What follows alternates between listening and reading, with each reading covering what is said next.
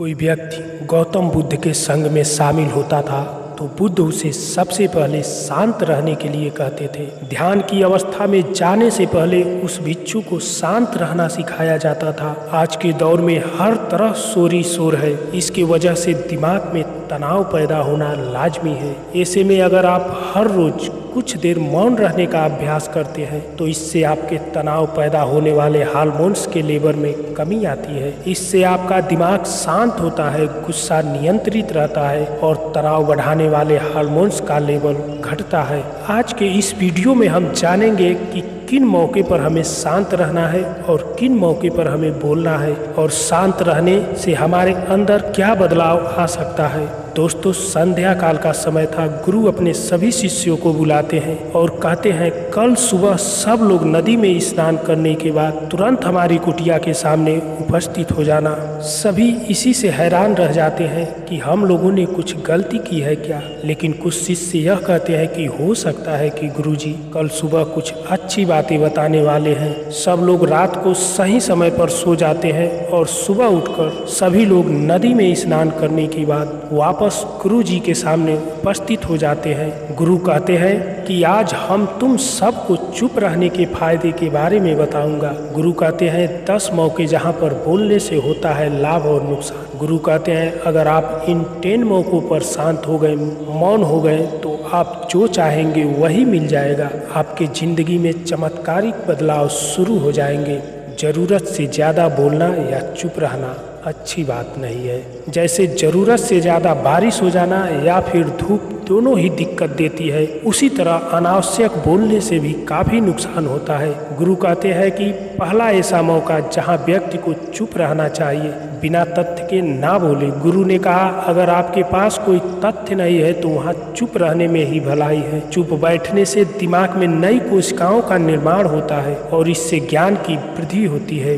बोलने में भलाई वही है जहाँ आपको किसी चीज के बारे में पूरा ज्ञान हो। अगर आप बिना तथ्य के कहीं बोलते हैं या फिर बिना वजह के बोलते हैं तो वहाँ आपका मजाक भी बन सकता है। अगर आपके पास पर्याप्त जानकारी नहीं है, ऐसी जगह पर बोलने से आपका मजाक तो बनी ही रहेगी, साथ ही साथ भरोसा भी लोगों का आपसे उठने लगेगा। इसलिए ऐसी जगह पर शांत रहो जहाँ तुम्हें पता न हो कि क्या बोलना है क्या नहीं। कई बार कुछ लोग ऐसे होते हैं जो हर जगह अपनी उपस्थिति बताने लगते हैं। उन्हें पता नहीं होता कि हमें क्या बोलना है, लेकिन फिर भी बोलते जाते हैं और फिर बाद में दूसरे लोग उनके जाने के बाद उनका मजाक उड़ाते हैं। जब तक आपको उस तथ्य के बारे में अच्छा ज्ञान नहीं है, उसके बारे में पता नहीं है, तो वहाँ चुप रहना ही ज़्यादा समझदारी है। उन्होंने कहा दूसरा मौका जहाँ व्यक्ति को चुप रहना चाहिए, शब्दों से न पहुँचे ठेस। यदि आपके शब्द किसी को मानसिक ठेस पहुंचा रहे हैं तो वहाँ चुप हो जाना चाहिए। कमजोर व्यक्ति के बारे में आप कुछ भी बोलकर महान नहीं बन सकते। महान आप किसी कमजोर का साथ देने में बनेंगे। कई बार होता है कुछ लोग अपने से छोटे व्यक्ति को भला बुरा कहते रहते हैं। सामने वाला इंसान तो कद से आपसे बहुत छोटा है, आपको कुछ नहीं बोलेगा, लेकिन आप उसके नज़रों से गिरते चले जाएंगे। हो सकता है कि कल वह भी आपसे पद में बड़ा हो जाए। पद में जब वो बड़ा हो जाएगा तो आज जो रवैया आपका आज उसके साथ है, आने वाले समय में वह भी आपके साथ वही करेगा। आप किसी को नीचा दिखाकर बड़ा नहीं बन सकते। बड़ा बनना है तो अपने से छोटे लोगों का इज्जत भी करना सीखें। साथ ही साथ बड़े लोगों का भी सम्मान करना चाहिए। लोगों को लगता है कि वह अकड़ कर बोलेंगे और सामने वाले को नीचा दिखाने का कोशिश करेंगे तो वह बड़े बन जाएंगे। यह उन सब की भूल है। बड़े होने के बजाय आप लोगों की नज़रों में गिरते चले जाएंगे। गुरु ने आगे कहा इसलिए शिष्यों तुम सब जब भी बोलना आदर भाव से बोलना। गुस्सा ध्यान से खत्म होता है। प्रतिदिन अगर आप ध्यान की मुद्रा में बैठते हैं, आपका गुस्सा आपके नियंत्रण में रहेगा। गुरु आगे कहते हैं यह तरीका है कि आप प्रतिदिन ध्यान का अभ्यास करके इससे आपके शरीर में हार्मोन्स जो गुस्से को बढ़ावा देते हैं, यह सब तुम्हारे नियंत्रण में रहेंगे जिससे आसानी से गुस्से पर काबू पा लेगा।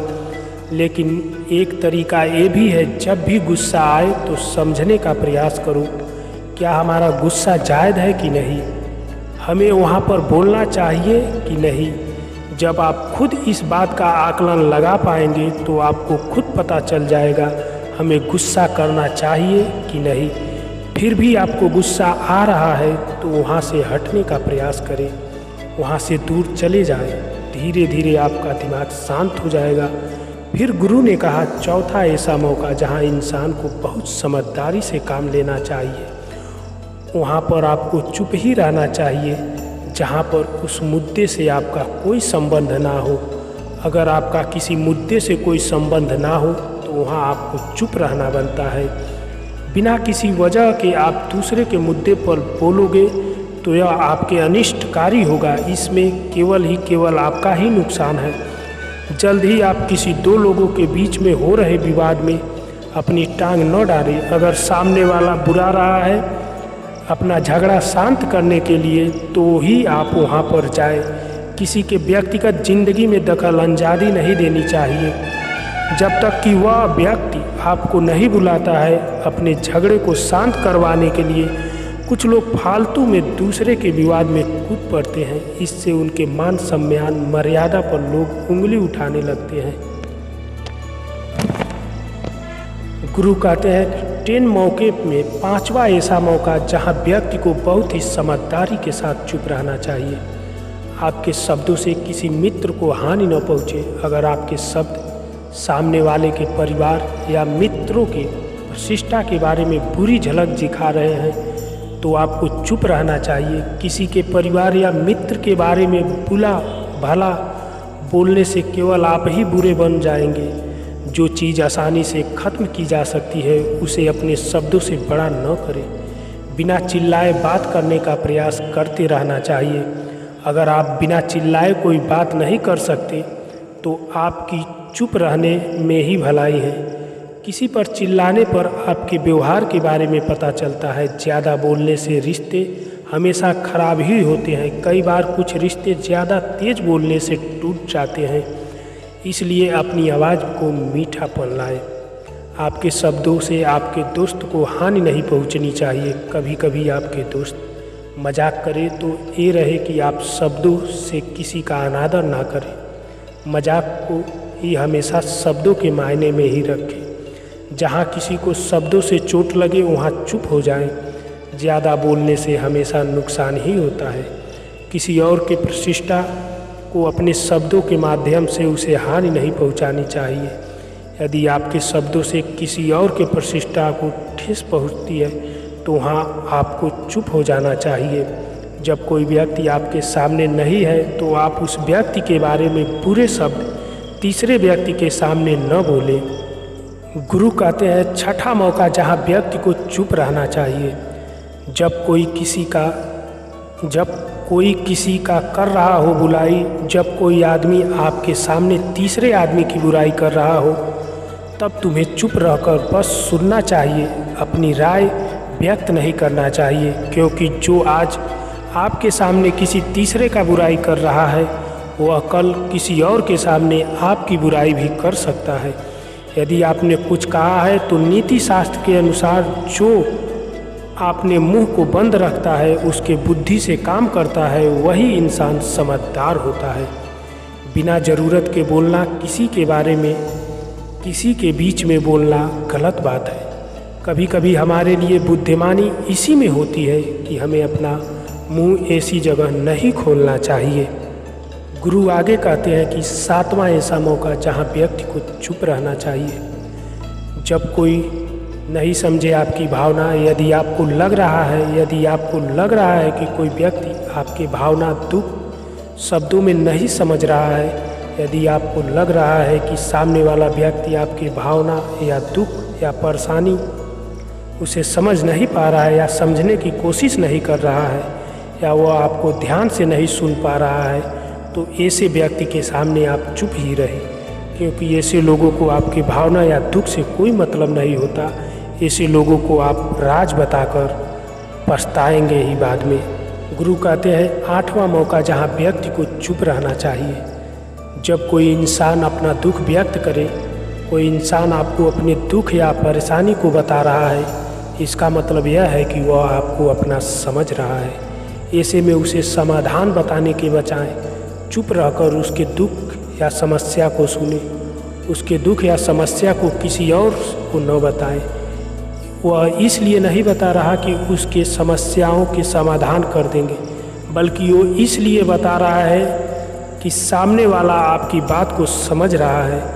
कई बार बताने से दुख कम हो जाते हैं। आपको अपना दुख इसलिए बता रहा होगा कि उसे लग रहा होगा कि आप उसके बात को समझते हैं। दुख बांटने से कम हो जाता है, इसलिए जब कोई व्यक्ति अपना दुख आपसे व्यक्त करे, आप चुप मारकर उसके बातों को बहुत ही ध्यान से सुने कि उसके दुख कम हो जाए, उसके मन का बोझ हल्का हो जाए। गुरु आगे कहते हैं 10 जगहों में न ही ऐसा जगह जहां आपको चुप रहना चाहिए, जहां पर दुष्ट प्रवृत्ति के लोग रह रहे हैं और गाली गलौज कर रहे हैं, तो वहां मत जाइए। ऐसी जगहों से आप चुपचाप निकल जाएं, अर्थात आप अपनी प्रक्रिया दिए बिना वहाँ से चले जाएं, क्योंकि जिनकी जुबान खराब होती है, जो दुष्ट प्रवृत्ति के लोग होते हैं, उनको आप ऐसे समय में नहीं समझा सकते। जब उनका दिमाग पूरी तरह से शांत हो जाए तभी वो आपकी बात को समझेंगे। गुरु कहते हैं 10 ऐसा मौका जहाँ आपको शांत हो जाना चाहिए। अपनी सफलता का राज हर किसी को न बताएं। कई बार होता है कि कुछ लोग जो आपकी सफलता जल्दी अर्जित कर लेते हैं। गुरु कहते हैं 10 ऐसा मौका जहां आपको शांत हो जाना चाहिए। अपनी सफलता का राज हर किसी को न बताएं। कई बार होता है कि कुछ लोग जो अपनी सफलता जल्दी अर्जित कर लेते हैं, वह अपनी सफलता का ढिंढोरा पीटने लगते हैं। ऐसे में क्या होता है कि कई लोग आपको सफलता से खुश नहीं होते हैं। अगर आप अपनी सफलता का ज़बरदस्ती लोगों में ढिंढोरा पिटवा रहे हैं, तो लोगों की नकारात्मक ऊर्जा आपको प्रभावित कर सकती है। जब आप सफल होंगे तो उनको पता चल जाएगा कि आप सफल हो गए। ढिंढोरा पीटने से नुकसान आपका ही होगा। इतना कहकर गुरु ने कहा, शिष्यों, आज के लिए बस इतना ही। अगर तुम सब मेरी इस 10 बातें को अपने जीवन में अपना लेते हो तो तुम सब काफ़ी हद तक परेशानियों से बचे रहोगे। यहाँ से जाने के बाद मेरी ये बातें आपके जीवन में किसी वरदान से कम साबित नहीं होंगी। दोस्तों, मुझे उम्मीद है इस वीडियो को आपको बहुत कुछ सीखने को मिला होगा। अगर आप नए हो तो इस चैनल को सब्सक्राइब करना न भूलिएगा।